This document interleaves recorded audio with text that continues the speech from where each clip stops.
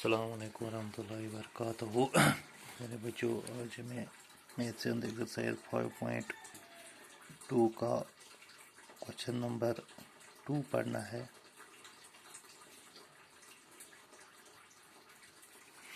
तो maths and exercise 5.2 का question number 2 इस तरह है।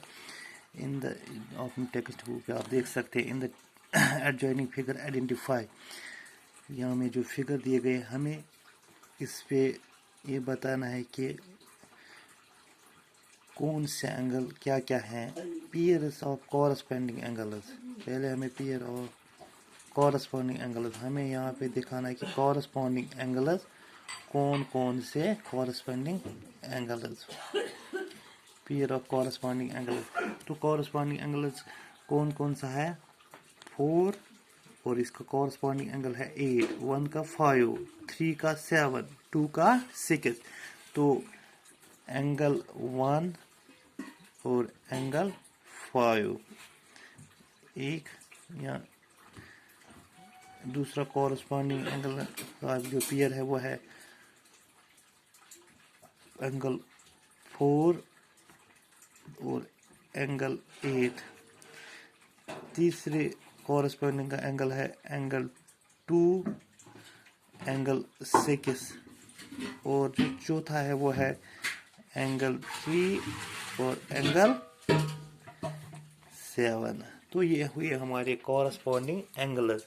और जब भी पैरेलल लाइंस हो तो अगर उनको कोई किसी ट्रांसवर्सल ने इंटरसेक्ट किया तो जो भी कॉरस्पॉन्डिंग एंगल्स होते हैं वो बराबर होते हैं, उनका मेजर बराबर होता है। इसका दूसरा पार्ट है pair of alternate interior angles. Alternate interior angles, alternate interior angles. तो ऑल्टरनेट इंटीरियर एंगल्स क्या है? Alternate pair of alternate interior angle वो क्या है? वो है 3 और 5। यहाँ पर एंगल 2 और एंगल 8, ये हमारा एक पेयर है ऑल्टरनेट इंटीरियर। और दूसरा एंगल 3 एंगल 5, ये हमारा दूसरा जोड़ है। एंगल 2 एंगल 8 एंगल 3 एंगल 5, ये हमारे हुए alternate interior angles, alternate interior angles.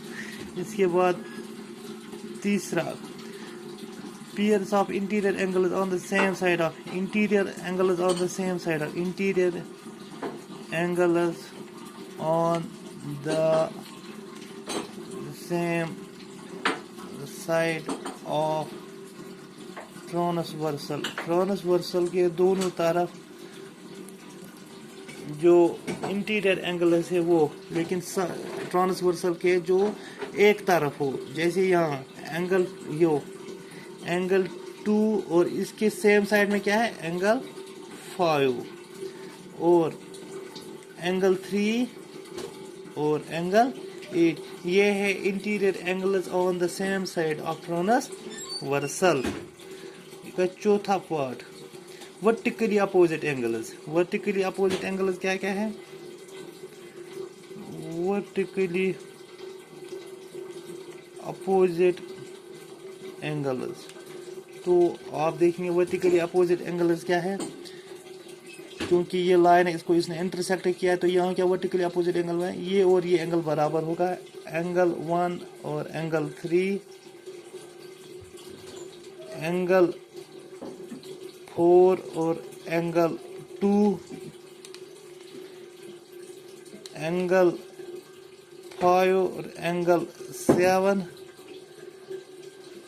Angle 8 और एंगल 6, ये है वर्टिकली अपोजिट एंगल्स। क्या है ये? Vertically opposite angles. तो हुआ हमारा ये क्वेश्चन नंबर 2। अब क्वेश्चन नंबर 3 हम करेंगे। यहाँ पे एक फिगर दी गई, हमें अननोन एंगल्स ढूंढने हैं। तो मैं वीडियो पॉज करूँगा, पहले मैं फिगर बनाऊँ। तो ये हमारी फिगर है। तो यहाँ पे अननोन एंगल्स है वो हमें ढूंढने हैं।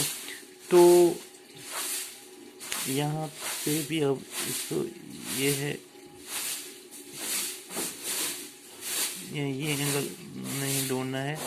तो पहला हमारा सिर्फ एक एंगल दिया गया है 125। तो जो हम पहले हम एंगल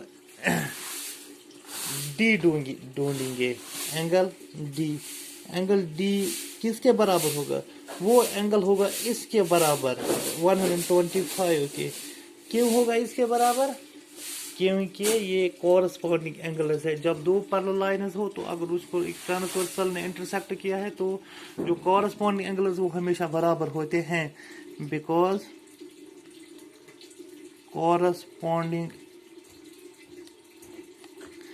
एंगल्स आर इक्वल। यहाँ इक्वल, जब भी दो पैरेलल लाइन्स और इसको एक ट्रांसवर्सल ने काटा तो कॉरस्पॉन्डिंग एंगल्स हमेशा बराबर हो। यह हम लिखें when two parallel lines are intersected by a transversal। तो ये भी होगा कितना 125। तो अब हम ये एंगल और ये एंगल बराबर होगा। तो आप देखेंगे एंगल डी हमें कितना हुआ? एंगल डी हमारा निकला है 125 डिग्रीज। तो अब हम ये एंगल बी कितना होगा? Angle B is equal to angle D. क्यों? क्योंकि ये है कौन सा एंगल? ये है पेयर ऑफ, ये है vertically opposite angle, vertically opposite angles are equal, vertically opposite. तो एंगल बी कितना हुआ? वो एंगल डी के बराबर, वो है 125 डिग्री। ये भी 125 डिग्री के बराबर होगा। तो ये 125 डिग्री। इसी के साथ अब निकालेंगे हम ये भी 120, ये भी 120। तो एंगल ई कितना होगा?